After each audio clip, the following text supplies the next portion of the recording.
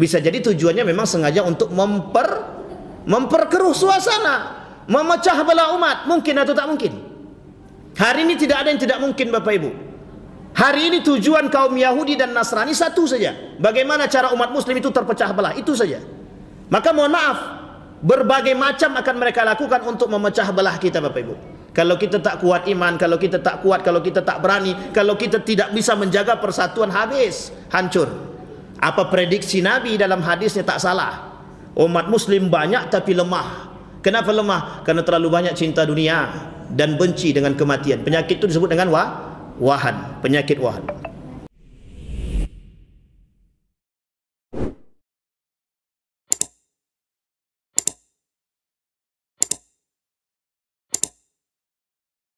Baik Bapak Ibu sekalian yang berbahagia, pada malam hari ini saya ingin coba mengangkat sedikit. Ada satu hal yang ingin kita bahas, kaji bersama. Ini ada dalam kitab Al-Wala' wal Bara'. Kitab ini berbicara tentang loyalitas seorang yang beriman. Al-Wala' wal Bara'. Jadi Bapak Ibu sekalian yang berbahagia, kitab Al-Wala' wal Bara' ini itu berbicara bagaimana sikap kita terhadap orang yang beriman dan sikap kita kepada orang-orang yang monaf, tidak beriman, atau bahasa lainnya kafir. Jadi ada bagaimana konteks kita kepada orang yang beriman dan konteks kita kepada orang yang tidak beriman. Loyalitas kita terhadap orang yang beriman dan orang-orang yang tidak beriman. Bagaimana? Syekh Hasim Al-As'ari dalam kitabnya Risalah Ahlus Sunnah wal Jamaah pernah berkata demikian, menukil daripada hadis baginda Nabi Muhammad SAW. Itu yang menjadi masalah beliau adalah perhatian orang-orang yang beriman, perhatian orang Islam terhadap Islam itu sendiri. Yang merusak Islam itu adalah umat Islam itu sendiri. Ini penting, poin utama bagi kita sebelum kita mulai. Yang merusak dan meruntuhkan Islam adalah orang Islam itu sendiri. Jadi ketika Umar bin Khattab berkata, hadis ini mauquf, cuma sampai kepada Umar bin Al-Khattab, hadisnya mauquf. Kalau mauquf cuma sampai pada sahabat Nabi, tapi tak sampai kepada Nabi. Kalau sampai kepada Nabi namanya marfu'. Kalau sahabat Nabi yang melakukan sesuatu, biasanya sudah mendapatkan izin baginda Nabi Muhammad SAW. Sekalipun Nabi tak berkata demikian. Makanya ketika sahabat berkata sesuatu, hadis itu disebut dengan mauquf, cuman sampai kepada para sahabat. Tapi derajat hadisnya atau hukum hadis tersebut tiga. Bisa sahih, bisa hasan, bisa dhaif. Jadi Bapak Ibu sekalian yang berbahagia, apa kata Umar bin Al-Khattab? Kata Umar bin Al-Khattab itu, kata beliau, hal tadri man yahdimuddin, tahukah kalian siapa yang bakal menghancurkan agama?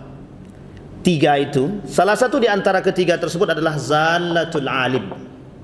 Salah satu di antaranya adalah orang alim yang tergelincir. Orang alim yang tergelincir. Nabi memperingatkan Ibnu Abbas, ya gulam, ihfazillaha yahfazka. Jaga olehmu nilai agama, niscaya Allah akan menjaga dirimu. Jadi Bapak Ibu sekalian yang berbahagia, Islam itu hancur, hilangnya Islam itu di tangannya orang Islam itu sendiri. Maka Bapak Ibu sekalian yang berbahagia, malam hari ini kita akan coba bahas loyalitas orang-orang muslim kepada orang kafir yang bisa membatalkan iman. Loyalitas orang-orang muslim, mukmin kepada orang kafir yang bisa membatalkan iman.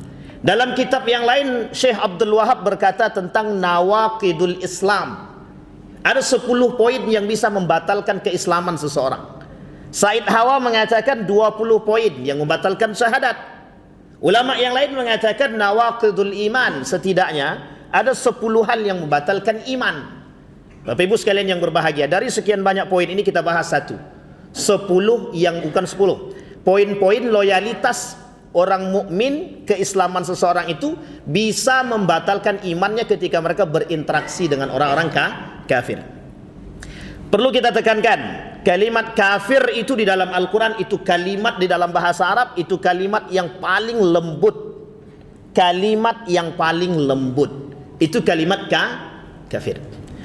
Dulu pernah bermunculan orang-orang yang mencoba merusak bahasa. Karena salah satu cara kaum orientalis untuk merusak keislaman orang Islam itu jalurnya bahasa. Ini kelak disebut dengan, bukan kelak, ini disebut dengan perang pemikiran. Perang pemikiran itu lawannya mereka akan main dari segi bahasa. Untuk merusak apa dia? Merusak akidah kita. Dia mungkin tak berharap kita masuk agama dia, tapi dia berharap kita luntuh. Nilai-nilai Islam itu luluh atau luntuh dari kita seorang orang yang beriman tadi. Itu perang pemikiran. Makanya mereka tidak berperang dengan kita dengan senjata, karena kalau berperang dengan senjata mereka kalah. Tapi mereka berperang dengan bahasa. Salah satunya adalah seperti yang Bapak Ibu pernah dengar permasalahan kafir. Jangan katakan kepada orang kafir mereka kafir, tapi katakan kepada mereka non muslim. Kalimat ini yang kemudian menjadi persoalan dalam bahasa. Dalam bahasa Arab, perarti daripada kafir itu makna yang paling lembut di antara makna yang lain. Arti kafir itu Bapak Ibu tahu cover ya? Cover tahu? Itu diambil dari bahasa Arab, cover itu. Kafir. Arti kafir itu apa? Orang-orang yang sedang menutup diri dia dari kebenaran. Itu dah bahasa paling bagus itu dan paling halus. Kecuali mohon maaf kalau dikatakan kepada mereka ya ayyuhas syayatin gitu. Itu jelas. Atau ya ayyuhar rafiduddin, wahai orang-orang yang menolak agama. Itu jelas. Tapi mereka katakan, Allah katakan dalam Al-Quran itu wahai orang-orang yang menutupi diri mereka daripada kebaikan dan kebenaran. Sampai di sini paham Bapak Ibu? Dan ini menjadi persoalan Bapak Ibu. Kenapa kita katakan ini menjadi sebuah persoalan? Karena hari ini Bapak Ibu, loyalitas orang-orang yang beriman terkhusus orang muslim terhadap non-muslim kadang-kadang itu lebih tinggi kepada loyalitas terhadap dibandingkan loyalitas mereka terhadap Islam itu sendiri, umat muslim itu sendiri.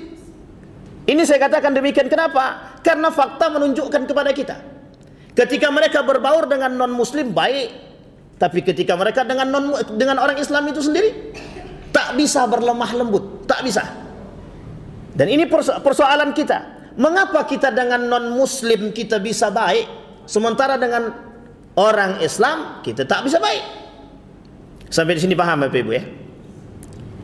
Mengapa kajian kok bisa dibubarkan misalkan, tapi sementara yang lain tidak? Malah justru ini bahasa yang disebut dengan toleransi yang dibalut dengan, mohon maaf, toleransi yang dibalut dengan kebencian.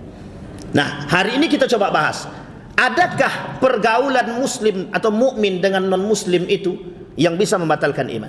Baik, yang pertama, kata Allah di dalam Al-Quran, wa may yatawallahum faulaika humuz zalimun. Orang yang menjadikan mereka sebagai kawan, sahabat sejati, kemudian mereka berbalik arah, lebih baik kepada non-muslim daripada non-muslim. Apa kata mereka? Kata Allah, faulaika humuz zalimun. Itu orang-orang yang zalim. Orang-orang yang zalim. Yang pertama, tinggal menetap di negeri kafir disertai ridha dengan agama kekafiran. Saya mau ambil contoh kepada Bapak Ibu semua. Saya kasih tahu contohnya begini. Ketika ada orang yang lebih memuji dan memuja negara asing, yang notabene negara tersebut adalah kafir, agamanya bukan Islam, dan mereka punya kebencian terhadap Islam. Kita ambil contoh Amerika. Amerika itu tingkat Islamophobia tertinggi. Artinya negara yang paling benci terhadap Islam. Itu nomor tertinggi adalah Amerika. Mereka tak suka dengan Islam. Mereka akan coba apapun cara untuk menghancurkan Islam. Itu mesti. Artinya apa? Ada orang-orang muslim yang menjunjung tinggi negara tersebut. Bahkan mereka mengatakan lebih baik kami tinggal di sana ketimbang tinggal di Indonesia. Sampai di sini paham Bapak Ibu? Kalau ada orang seperti ini, dia sedang berada pada posisi nomor 1. Artinya apa? Mereka tinggal di negeri yang, mohon maaf, mereka tidak suka dengan Islam, mereka membenci Islam, yang negara kita mayoritas umat muslim, termasuk negara dengan jumlah penduduk yang Islamnya terbesar di dunia. Artinya secara tidak langsung ketika mereka membenci umat-umat Islam tersebut, ketika mereka benci terhadap Islam, mereka membenci umat Islam. Itu mesti ya. Apa yang mereka benci daripada Islam? Yang mereka benci daripada Islam itu satu saja, nilai-nilai keislaman. Mengapa demikian? Karena mereka menganggap nilai-nilai keislaman itu ketika tertanam dalam diri orang-orang yang Islam tersebut, maka sulit bagi mereka untuk menggoyahkan orang-orang yang Islam tersebut. Jadi itu kunci Bapak Ibu. Ketika nilai agama itu tertanam dalam diri kita, itu menjadi pribadi yang baik. Itu sudah jelas. Tapi justru sebaliknya, ada orang-orang yang mengaku Islam tapi mereka tak menjalankan nilai-nilai keislaman. Itu adalah pemberontak atau pengkhianat di dalam agama. Pengkhianat di dalam agama. Baik, yang pertama, tinggal dan menetap di negeri kafir disertai ridho dengan agama kekafiran, dan bahkan mereka mendukung agama-agama orang-orang kafir. Artinya apa? Kita ambil contoh. Kami tinggal di Amerika, betapa bagusnya agama-agama di sana. Mereka menjunjung tinggi nilai-nilai toleransi dan harmonisasi. Sampai di sini paham kalimat ini Bapak Ibu? Itu perbandingan yang sesat, perbandingan yang tidak sejalan ketika membandingkan Indonesia dengan Amerika. Artinya apa? Bagi mereka agama kafir, bagi mereka agama-agama di luar Islam itu lebih baik. Secara tidak langsung, pertanyaan yang sederhana, kenapa mereka tidak keluar daripada Islam? Sampai di sini paham Bapak Ibu? Artinya mereka, Allah masih menjaga keimanan dan petunjuk bagi mereka. Dan ini menjadi persoalan kita Bapak Ibu. Bermunculan orang-orang hari ini yang mencoba mengagungkan negara-negara asing, bahkan membela. Kita ambil contoh, ketika baginda Nabi Muhammad SAW dilecehkan oleh Charles Hebdo dalam kasus Prancis, itu yang membela itu umat Muslim. Yang membela umat Muslim, tapi mereka, mohon maaf, negara tersebut termasuk negara yang benci terhadap Islam, tapi yang mendukung mereka untuk tidak dieksekusi mati itu orang Islam. Coba bayangkan loyalitas orang-orang Islam terhadap orang-orang kafir yang bisa menyebabkan batalnya keislaman mereka atau keimanan mereka.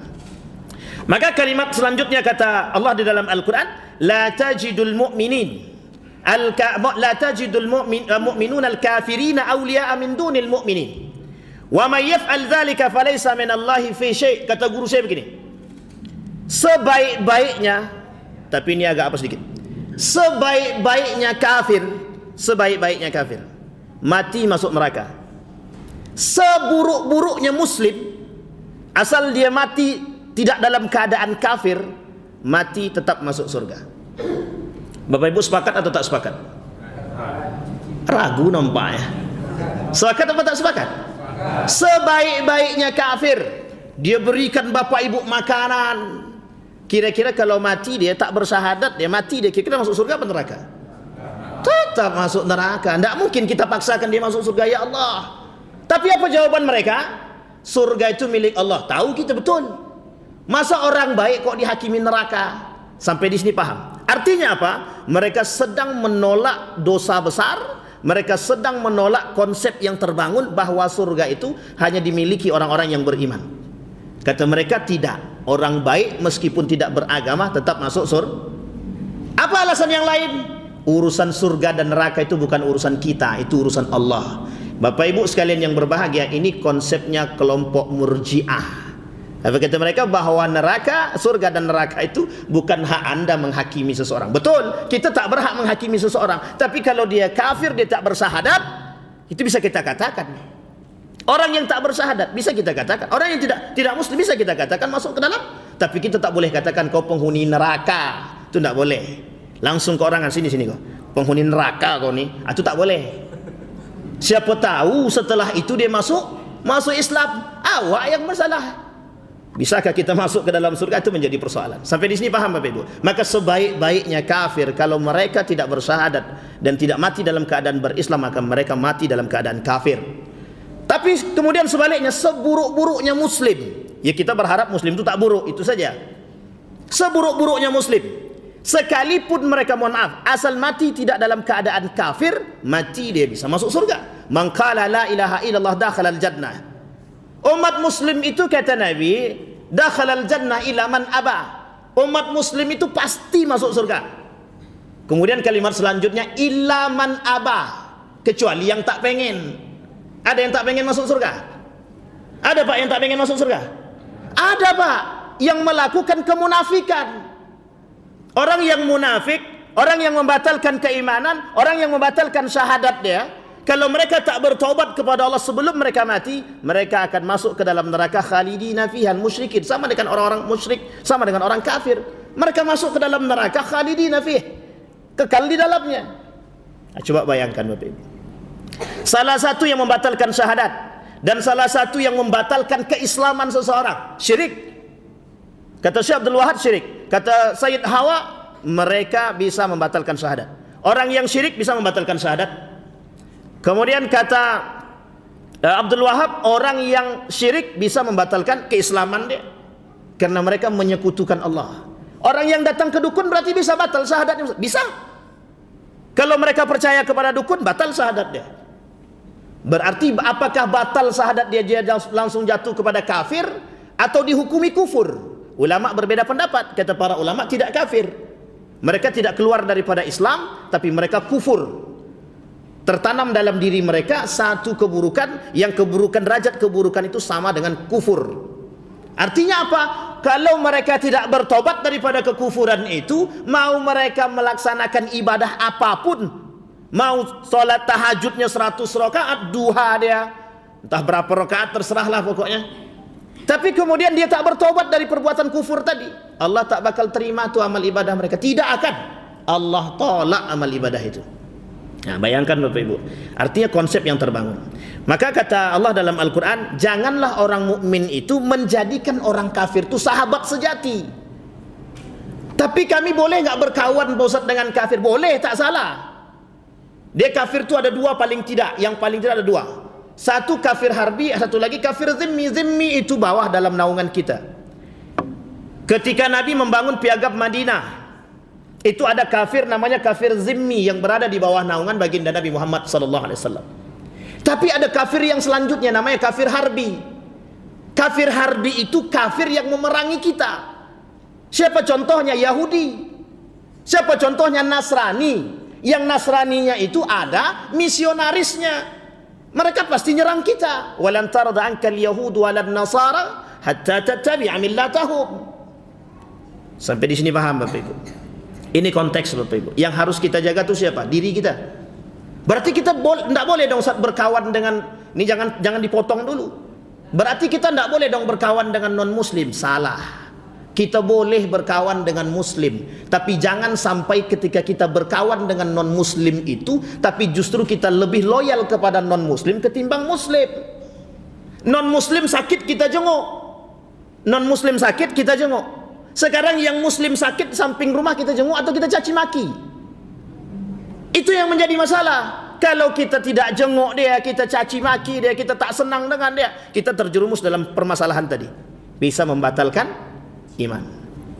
Baik, yang kedua, mengubah kewarganegaraan dengan negara kafir yang memerangi kaum muslimin karena senang dan ridha dengan negara kafir tersebut.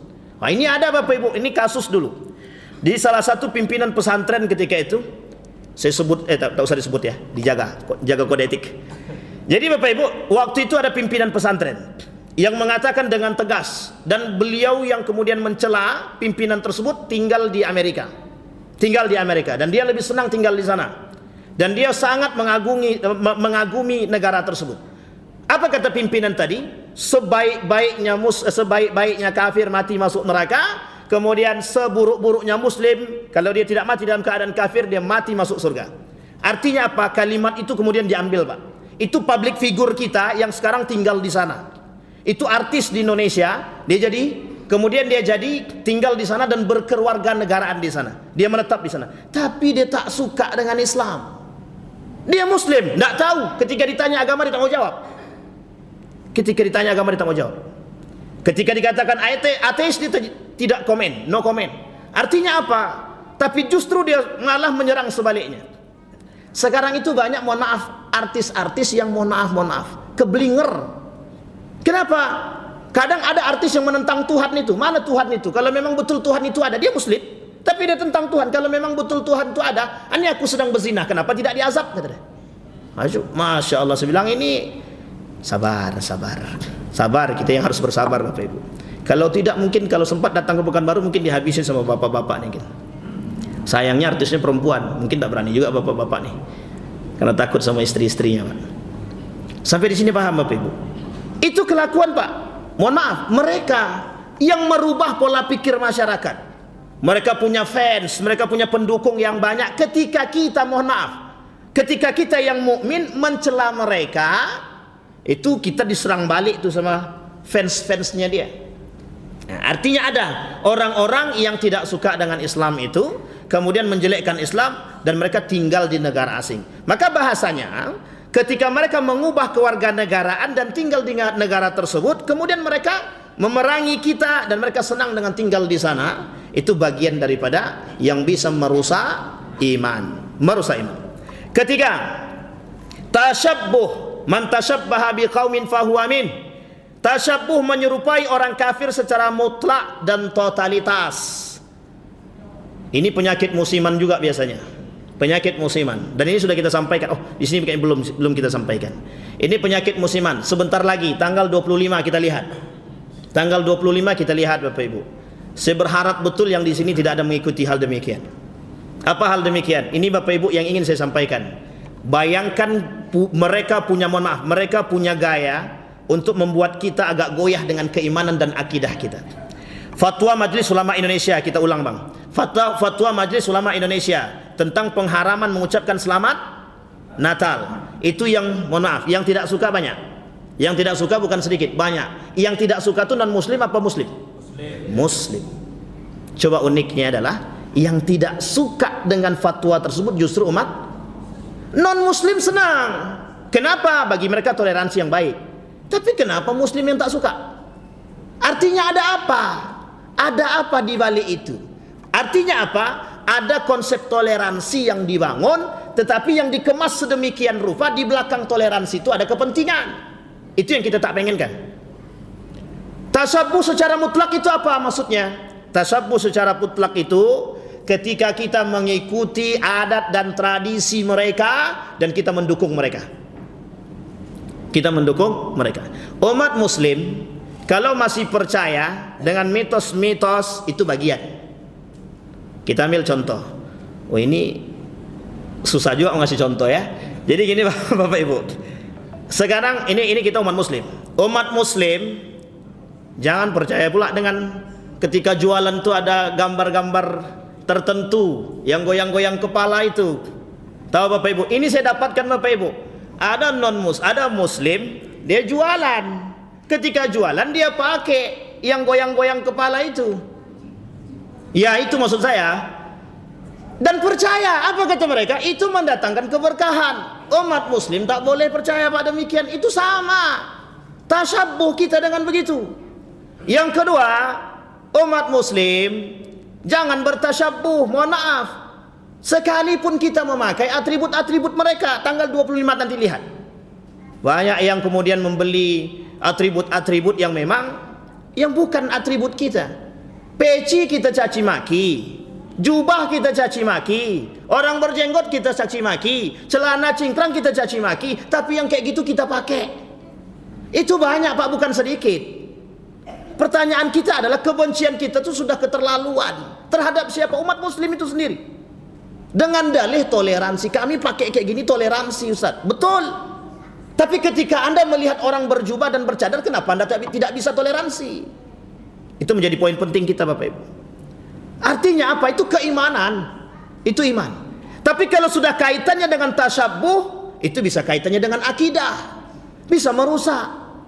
Makanya Bapak Ibu, fatwa MUI yang nolak umat muslim. Itu bayangkan. Kenapa umat muslim menolak? Karena dianggap intoleran, tidak toleransi. Saya punya kawan banyak non muslim Bapak Ibu. Dan mereka sangat senang ketika kita bahkan tidak mengucapkan selamat Natal pun mereka senang. Dulu saya pernah berdiskusi dengan beberapa kaum Kristiani yang sekolah di teologi. Dia ada namanya sekolah teologi di Yogyakarta. Dan kita sering kok diskusi. Dan mereka biasa aja tuh ketika kita tidak mengucapkan selamat Natal, tidak ada masalah. Ini kenapa pula muslim yang mempermasalahkan gitu? Ini yang kadang-kadang menjadi persoalan kita hari ini, Bapak Ibu. Artinya apa? Boleh kita menjunjung tinggi toleransi. Islam jangan pernah diajarkan tentang konsep toleransi. Justru Islam sudah sangat toleransi.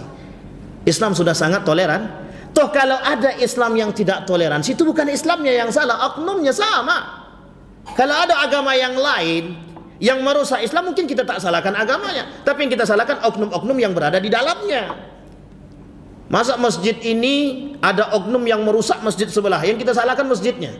Itu tidak bisa, Pak. Tidak bisa, itu konsep yang keblinger, yang tidak cocok. Cari orang yang merusak tadi. Apa maksud dan tujuannya? Bisa jadi tujuannya memang sengaja untuk memperkeruh suasana, memecah belah umat. Mungkin atau tak mungkin? Hari ini tidak ada yang tidak mungkin, Bapak Ibu. Hari ini tujuan kaum Yahudi dan Nasrani satu saja. Bagaimana cara umat Muslim itu terpecah belah, itu saja. Maka mohon maaf, berbagai macam akan mereka lakukan untuk memecah belah kita, Bapak Ibu. Kalau kita tak kuat iman, kalau kita tak kuat, kalau kita tak berani, kalau kita tidak bisa menjaga persatuan, habis, hancur. Apa prediksi Nabi dalam hadisnya tak salah. Umat Muslim banyak tapi lemah. Kenapa lemah? Karena terlalu banyak cinta dunia dan benci dengan kematian. Penyakit itu disebut dengan wahan, penyakit wahan. Tasawuf menyerupai orang kafir secara mutlak dan totalitas. Man bana fi biladil aajib wa sana'a nayruzahum wa mihrajahum wa tashabbaha bihim hatta yamut wa huwa kadzalika husyira ma'ahum yaumal qiyamah. Barang siapa yang tinggal di negeri kafir, ikut membuat meramaikan hari raya Nairuz dan Mahrajan.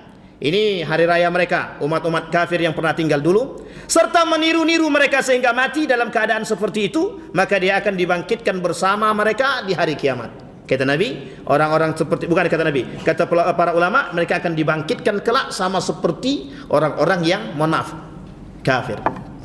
Baik, keempat, menyerupai sebagian ciri khas mereka, namun dalam perkara yang menyebabkan keluar daripada agama Islam. Tabaruk, bertabaruk. Nah, ini tabaruk ini adalah salah satu permasalahan kita hari ini, Bapak Ibu. Mengambil barakah itu boleh, silahkan. Yang ingin mengambil barakah boleh, silahkan. Tetapi Bapak Ibu, tolong jaga hati. Tolong jaga hati. Hari ini banyak orang bertabaruk. Kadang-kadang cinta dia kepada orang yang ditabaruki itu jauh lebih cinta kepada mereka daripada Allah dan Rasulnya. Ini yang kita tak pengenkan, Bapak Ibu. Yang tidak diinginkan oleh para ulama itu, Anda boleh bertabaruk dengan siapapun, tapi jangan pernah bertabaruk itu melebihi cinta kita kepada Allah dan Rasulnya. Kita ambil contoh yang paling sederhana.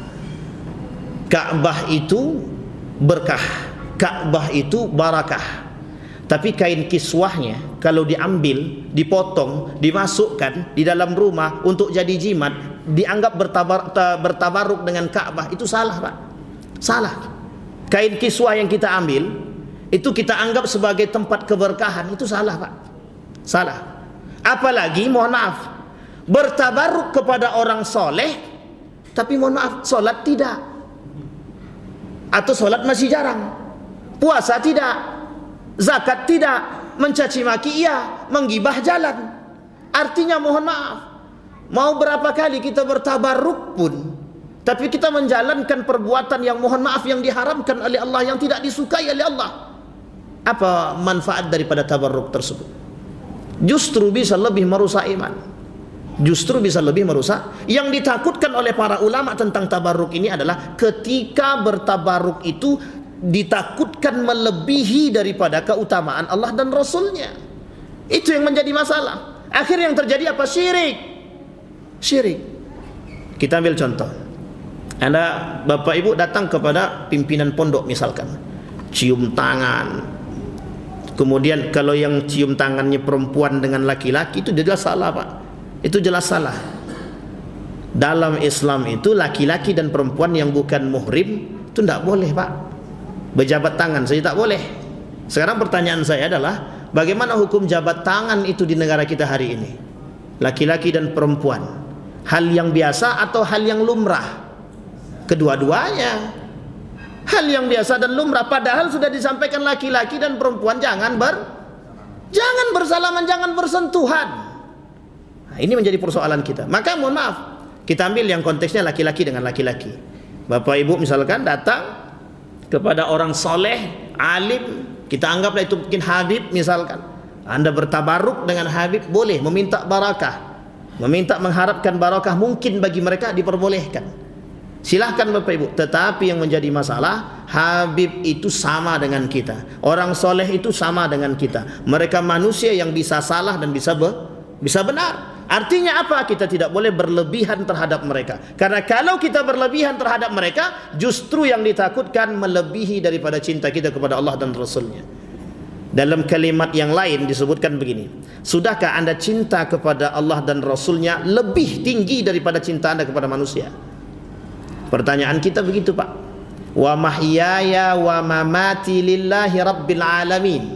Pertanyaan saya hari ini Bapak Ibu, betulkah konsep itu tertanam dalam diri kita?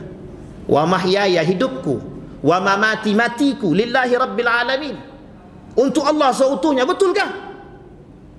Ketika kita tak ada makan, ketika kita tak ada duit, kemana kita datang? Kepada Allah kah kita datang atau kepada manusia kita datang? Ketika kita mohon maaf kalang kabut dengan jabatan kita hari ini, kemana kita datang? Ke manusia kah kita datang atau kepada Allah kita datang? Ini persoalan kita hari ini, Pak. Bayangkan, mohon maaf, sekelumit permasalahan kita hari ini semuanya mengajak kita jauh daripada akidah. Permasalahan kekuasaan mengajak kita untuk jauh daripada akidah. Permasalahan politik hari ini menjauhkan kita daripada agama. Permasalahan pendidikan menjauhkan kita daripada agama. Permasalahan sosial kehidupan sekalipun menjauhkan kita daripada nilai agama. Kalau kita tak kuat iman, yang rusak siapa? Kita, Pak. Kita ambil contoh yang sederhana. Banyak, betapa hari ini kontestasi politik hari ini itu sangat nampak menjauhkan kita daripada agama. Maka Bapak Ibu sekalian yang berbahagia, apapun bentuk perpolitikan hari ini, tolong yang harus dijaga adalah iman. Akidah kita jaga dulu. Jangan sampai kita gadaikan iman kita, akidah kita, mohon maaf, hanya karena urusan dunia. Malu kita sama Allah, malu kita sama Nabi Muhammad SAW. Mengaku cinta kepada Nabi, mengaku cinta kepada Allah, tapi kita masih bisa mencaci maki saudara hanya karena permasalahan pilihan. Si A milihnya si Anu memilih si A, si Anu memilih si B. Padahal adik-beradik kandung, tak tegur sapa dalam rumah. Itu lebih berbahaya. Artinya apa? Kadang-kadang kecintaan mereka terhadap fans mereka itu melebihi batas, Pak. Melebihi batas. Apa hukumnya mencintai sesama muslim? La yu'minu ahadukum hatta yuhibba li akhihi ma yuhibbu li nafsihi. Tidak beriman seseorang itu sampai dia mencintai saudara dia lebih daripada mencintai diri dia pribadi. Hari ini nampakkah konsep itu? Justru mohon maaf yang diangkat adalah konsep perpecahan. Kau milih si Anu kan?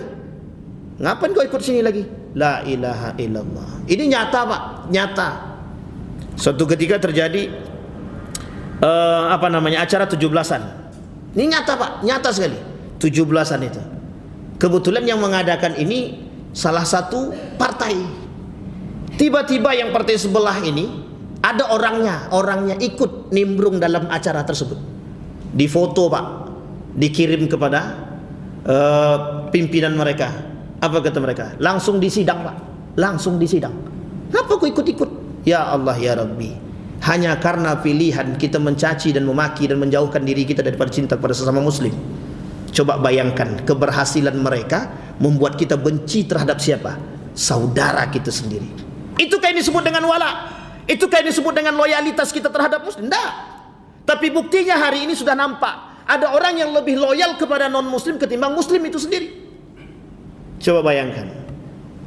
Artinya apa Bapak Ibu sekalian yang berbahagia? Demi ini Bapak Ibu, sengaja tak saya sebut biar dapat ilustrasi sedikit. Artinya apa nih? Piti. Tidak ada piti, mati kita. Kalau bahasa lainnya, tidak ada fulus mamfus, kata dia. Kata Wan Nabut begitu. Kalau tidak ada fulus mamfus, kata dia. Sampai di sini paham Bapak Ibu ya? Kembali kepada poin kita tadi, menyerupai sebagian ciri khas mereka, namun dalam perkara yang menyebabkan kita keluar daripada agama Islam. Wa ma qataluhu wa ma salabuhu walakin subbiha lahum. Ini Allah yang sebut dalam Al-Quran. Allah yang sebut dalam Al-Quran. Wa ma qataluhu. Ini kaitannya dengan Nabi siapa? Wa ma qataluhu wa ma salabuhu. Ini kaitannya dengan Nabi siapa? Nabi Isa alaihissalam. Nabi Isa. Apa kata Allah? Nabi Isa itu tidak dibunuh dan tidak disalib. Itu Allah yang kata. Allah yang kata. Tapi kita tidak perlu ikut-ikutan, dan orang terdahulu sangat mengikuti perbuatan-perbuatan demikian dalam surat An-Nisa. Baik, yang kelima, menyerukan bahwa semua agama itu sama benarnya.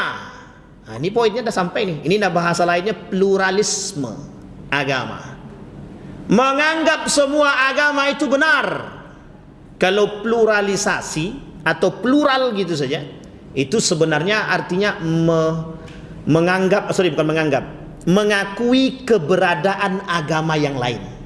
Bapak Ibu sekalian yang berbahagia, mengakui keberadaan agama itu boleh karena tertulis dan diakui oleh undang-undang. Agama hari ini ada, mohon maaf, Islam, Kristen. Kristen terbagi dua, Protestan dan Katolik. Yang ketiga ada Buddha, ada Hindu, ada Kongfucu, ada satu lagi. Apa satu lagi Bapak Ibu? Bahai. Jadi agama itu sekarang ada berapa? Ada 6. Yang terakhir apa? Bahai. Bahai ini Luqmanul Hakim, yang Menteri Agama, tahu Bapak Ibu ya? Menteri Agama dulu, Luqmanul Hakim kalau saya tak salah, beliau yang kemudian ikut dalam peresmian agama Bahai. Kita dituntut hari ini mengatakan kebenaran agama-agama yang lain. Dituntut. Semua agama itu sama benarnya. Dengan bahasa lain pluralisme. Hanya saja cara menuju Tuhan yang satu itu yang berbeda.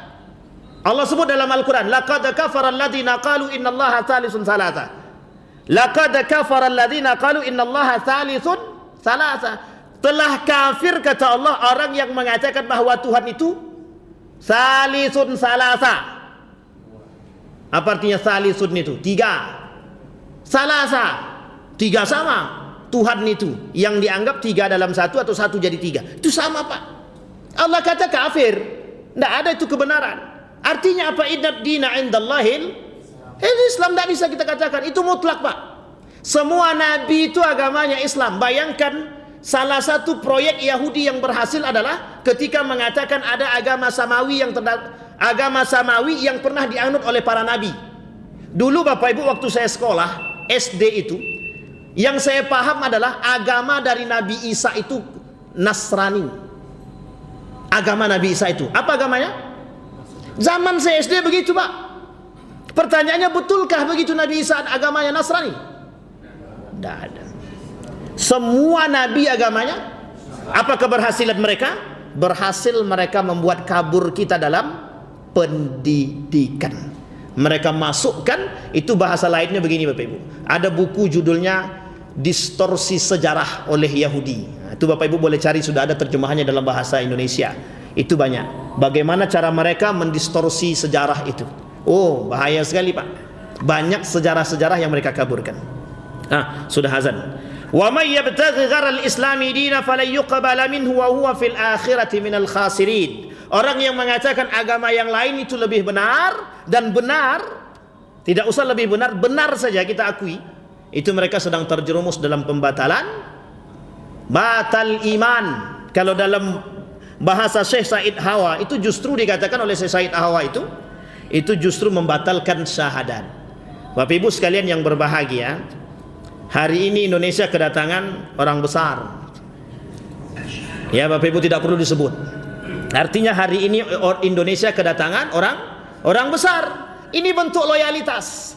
Kita lihat, apakah loyalitas itu menjatuhkan dalam keimanan? Bisa menyebabkan batal iman atau tidak membatalkan iman? Maka siapa yang bisa menjadi tolak ukur itu? Bagaimana perbuatan mereka? Kalau perbuatan mereka melebihi daripada batas yang sesungguhnya yang sudah ditentukan oleh Islam, itu bisa menjadi poin Bapak Ibu. Seperti posisi 5 orang yang datang ke Israel. Bapak Ibu tahu 5 orang yang datang ke Israel itu? Kita tak boleh katakan itu batal syahadat dia, tapi kita tak boleh katakan demikian. Artinya cukup kita tahu Bapak Ibu, apakah mereka munafik atau tidak itu kita tak perlu sampaikan. Tapi permasalahannya adalah ketika loyalitas di tengah hiruk pikuk genosida, mereka masih bisa mengatakan hal demikian, pertanyaannya kemana hati mereka? Dalam bahasa guru saya, itulah kemunafikan yang nyata.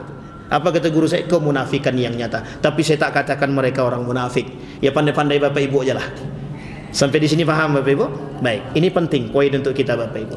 Kenapa ini saya sampaikan Bapak Ibu? Hari ini Bapak Ibu yang berperan untuk menghancurkan kita, mohon maaf, yang berperan untuk menghancurkan kita itu banyak, tidak sedikit.